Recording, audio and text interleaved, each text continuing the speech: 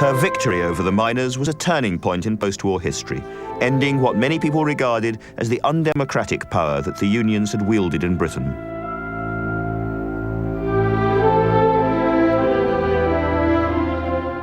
She redrew the British political landscape in a way that would have to be accepted by the Labour Party later on.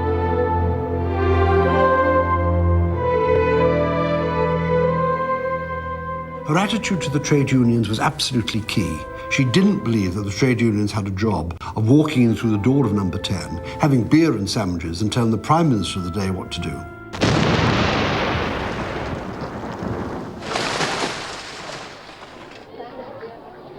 Mrs. Thatcher's steely determination was shown against another enemy, the IRA. The explosion came just before 3 o'clock. Most of the residents were asleep. Some were still socializing in the bars as the hotel was ripped apart. In October 1984, she and her cabinet had been the victims of one of the IRA's most daring bomb attacks. Mrs. Thatcher and the Home Secretary were taken to the nearby police station. Very well, thank you very much. Our worry is whether there's anyone under that rubble, because I don't know whether you've seen it, but it's pretty awful. 5 died and many were injured. All right, John, the conference will go on as usual. Thank you, Prime Minister. Thank you. And she was determined to carry on as if nothing had happened.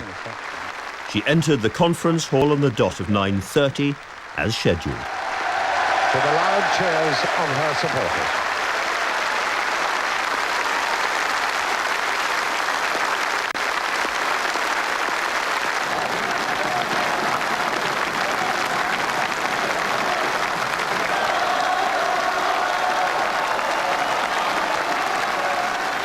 The fact that we are gathered here now, shocked but composed and determined, is a sign not only that this attack has failed, but that all attempts to destroy democracy by terrorism will fail.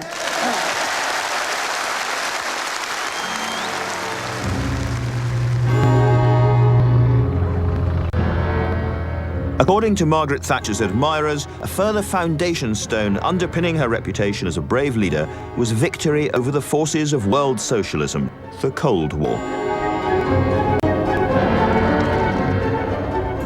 Hatred of communism had been a theme in her speeches and comments since she entered politics in the 1950s.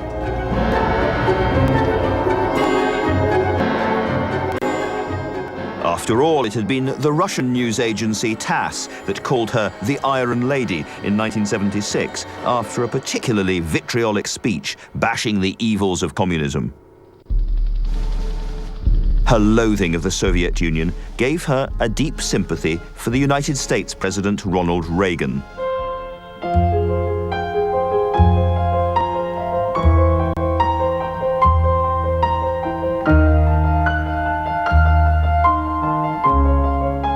We see so many things in the same way.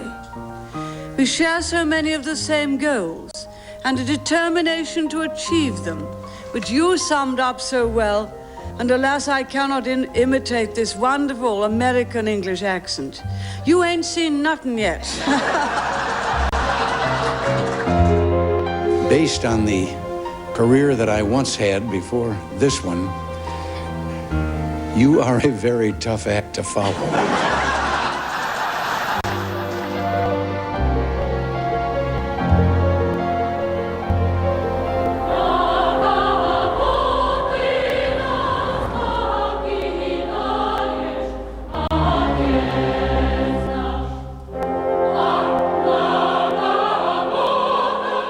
The Foreign Office had spotted Mikhail Gorbachev as a potential reformer and rising star before he became leader of the Soviet Union. And in 1984, he'd been invited to London by Mrs. Thatcher. An open dialogue, quite new in the annals of the Cold War, began. Probably her most important achievement was the way in which she worked between Gorbachev and Reagan. It was she who first recognized Gorbachev as a man with whom I can do business, and not the I. And within a week, she was seeing Ronald Reagan to report on that meeting and to commend Gorbachev as a man with whom he could do business.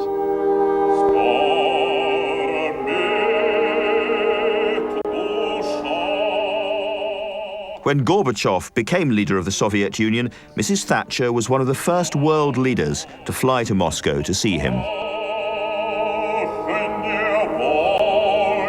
You were wondering just what kind of a reception we'd get.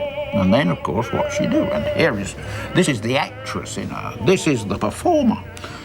She turned up at the door of the aircraft, all Zhivago-like, furs glittering, literally glittering in the arc lights. And from that moment on, it was a performance.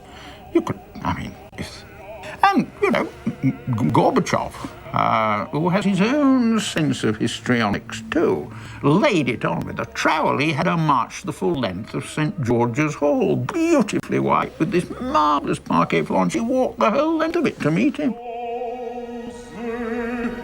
The 1987 visit to Moscow confirmed her both as a leading statesman on the world stage and also as a popular figure among the people in the communist world. Many believed that the special chemistry she had with these leaders gave her a place in history as one of the architects of the end of the Cold War.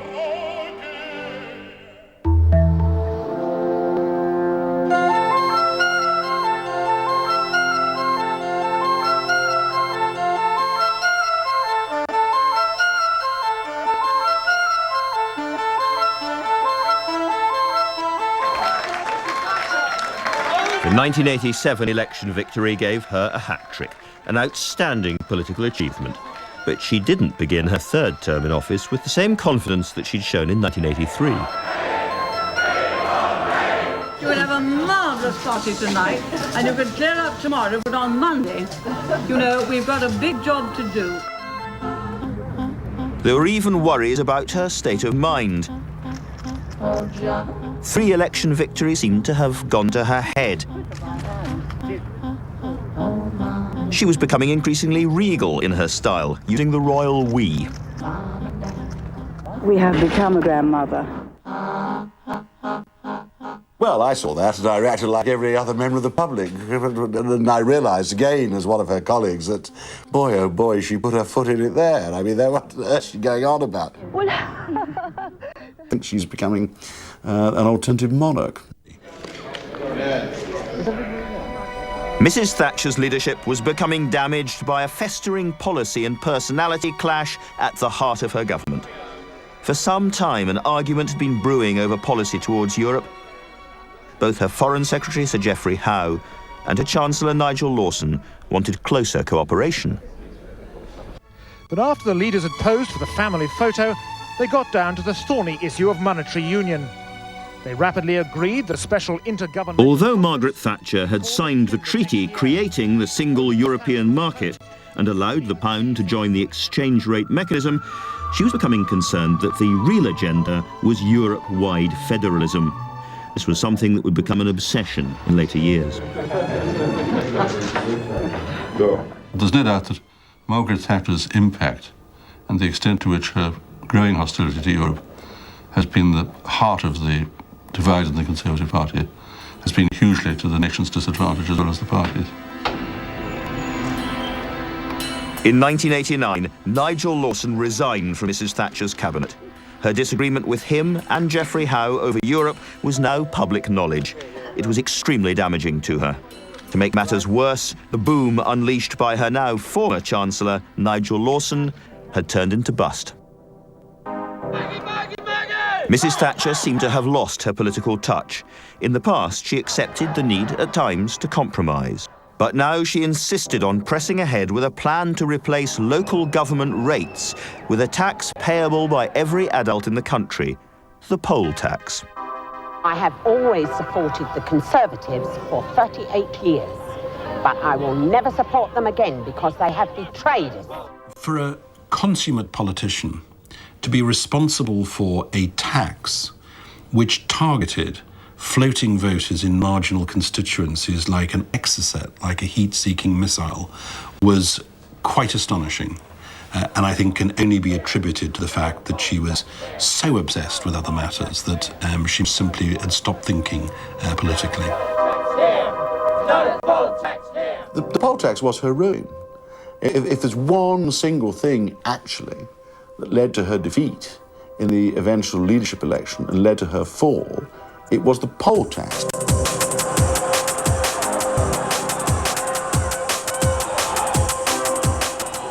That she would listen to absolutely no advice and would not waver at all.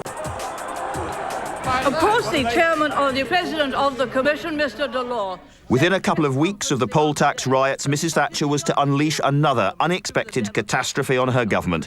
Her anti-European rhetoric in the House of Commons was the straw that broke the camel's back. The Senate. No, no.